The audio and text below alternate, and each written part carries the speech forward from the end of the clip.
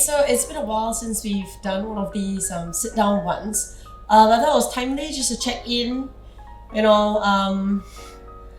I think we've done COVID for we have done COVID for over a year now, and I still feel people really struggling. Like I myself, don't get me wrong, I go through like good days and bad days, and then I just thought it'd be good to check in and see how everyone is and maybe discuss the topic of languishing.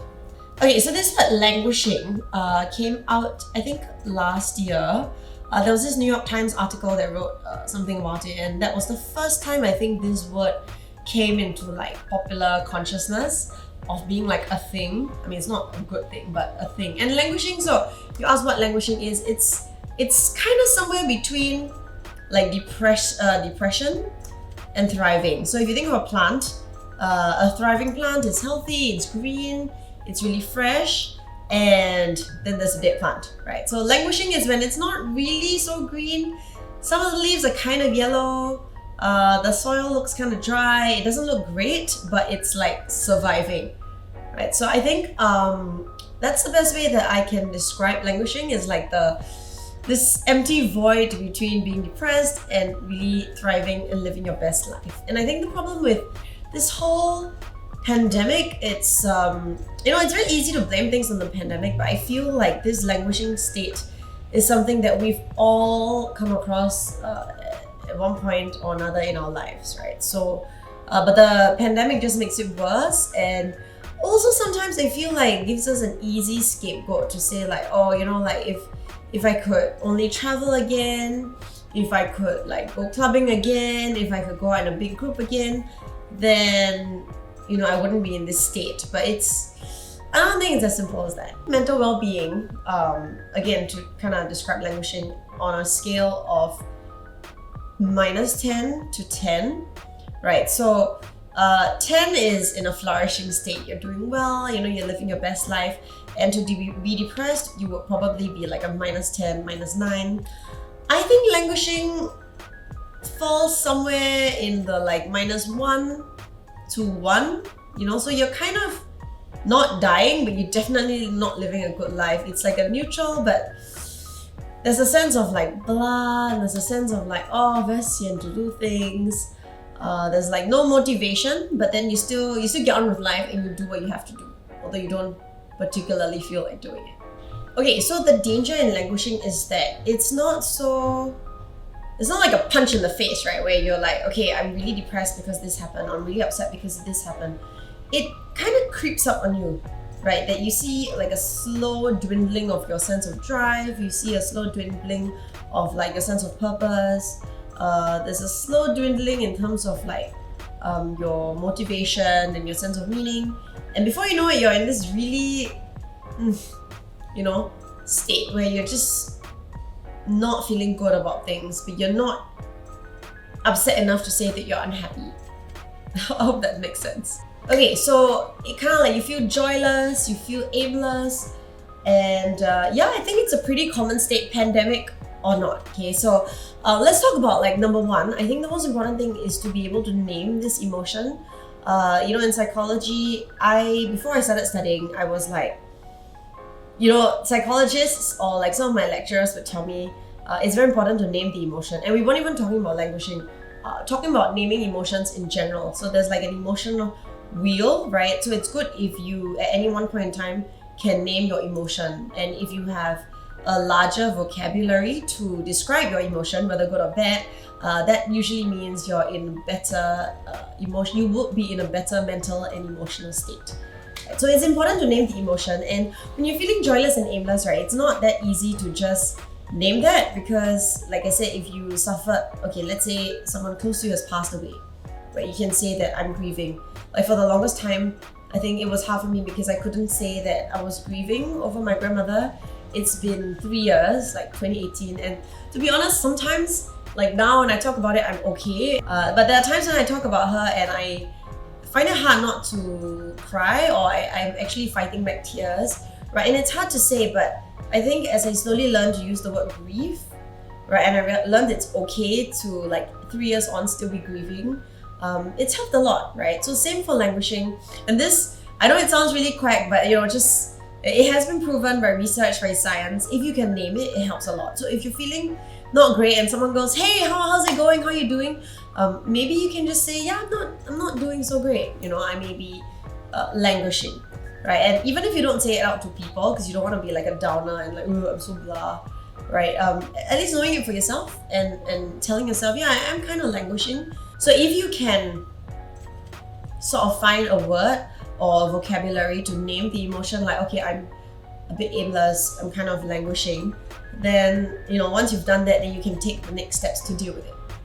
I mean, people do this in like AA, Alcoholics Anonymous. I'm sure you've watched movies where they go to this meeting and they're like, I'm so and so, I'm this age, I'm an alcoholic, right? So when you can name it, that's the first step, right? Admitting you have a problem, admitting there's something there, and then we can go on to the next step, which is to deal with it. Okay, so one way to deal with it is to make sure that you consciously put yourself in a state of flow, right? So flow could be anything, but usually it's defined by doing something that you are completely immersed in, and the task should be suitably challenging, such that you're actually using all your facilities to focus on it, but not too challenging that it's so out of your realm that it's unattainable or unachievable. Okay, so let me give you an example of what is flow state in a psychological sense compared to what people say, like, I'm in the flow. Maybe they're like, oh, I was watching TV and I was in the flow. Now, yes, you are fully immersed. Let's say you're in like some Korean drama and you're really, really immersed in it, but the thing that's missing is it's not challenging, right? It's a very passive thing to be watching TV, so you're just watching. And you're immersed in this world, so you're kind of like in flow, but technically the scientific understanding of the word flow, that's not really flow, right? So an example of flow for me would be sports. I know that's the most obvious. So for sports, like let's say I'm wakeboarding and I'm trying to learn like a new trick. Like I have to kind of really focus everything, because mentally you can tell yourself like, okay, don't jump too soon, keep your knees this way, keep your arms this way. It's quite a technical sport, right? But something like netball, for example, like I've played since I was 8 years old. It's not so technical for me to the point where I'm thinking like, what do I need to do? But I'm fully immersed in the game, right? Because the game is live, and you gotta make sure you gotta be conscious of where your opponents are, where your teammates are, make yourself the most helpful in the team and in the position that you're playing. So it's kind of like you're fully immersed in it. So there are a lot of ways to be in the flow. Even studying, for me, puts me in the flow, which is why like I actually do enjoy studying, although I do complain about exams and tests and report research papers as much as the next person. But it puts me in flow when I have to write a research paper, right? So I'm looking through all these journals and I'm doing all my readings, I'm picking out notes, and I'm fully involved in the process. So one way you can try to help to pull yourself out of a languishing state is to put yourself in a state of flow.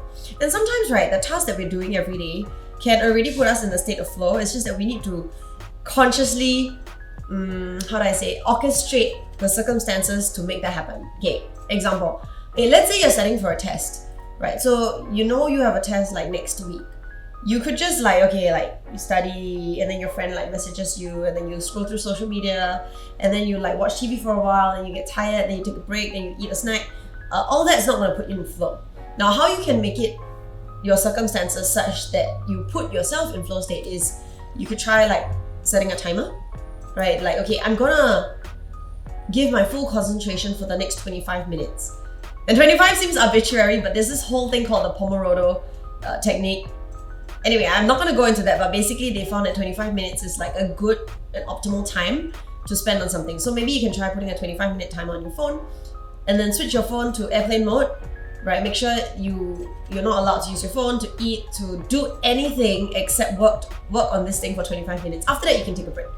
But so if you do it like that, you would automatically put yourself into flow state rather than just doing it mindlessly and okay, I gotta study the whole day, right? Instead of saying that, break the day up into segments. And in fact, it's not very efficient or effective to study the whole day. To me, I would put aside a couple of hours to do it, or a few hours, and then spend some time, then you have something to look forward to, right? So 25 minutes, okay, I'll do it for 25 minutes, and then after I have my lunch, and then maybe come back, do another 25 minutes. And after that, I will post something that I really wanted to post on my Instagram account, right? Do another 25 minutes and you're like, okay, I'll film a TikTok video, right? So that's how you can kind of game your life, and doing it that way would put yourself in flow state immediately.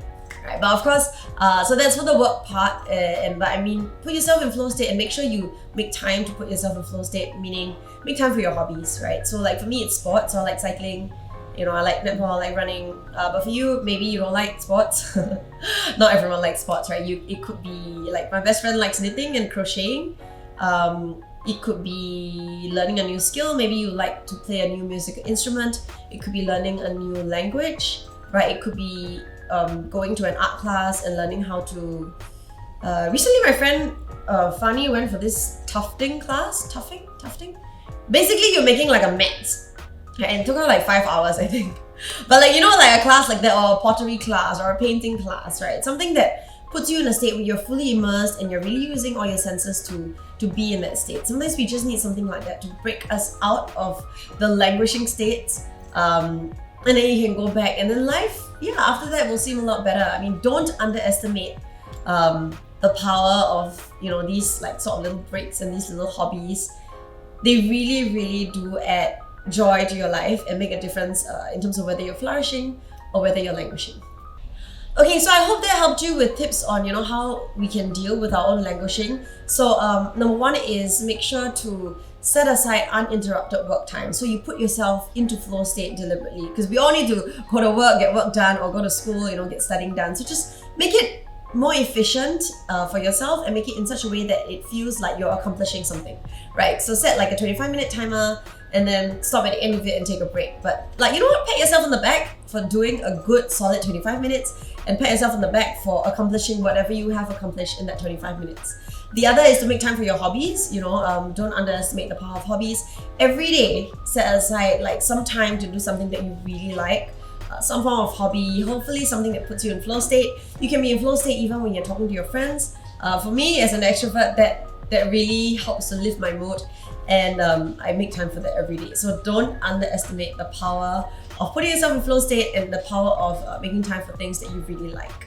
Drop me a line in the comment box below. Let me know what puts you in the flow states. You know, some of the hobbies, some of the things that you do that you really enjoy, that really get you out from feeling like aimless and joyless, and otherwise known as languishing. Otherwise, I'll catch up with you on Facebook and on Instagram. Please do give this video a thumbs up if you liked it. It'll let me know that you like this sort of content, and also it will help my channel very much. Catch up with you soon.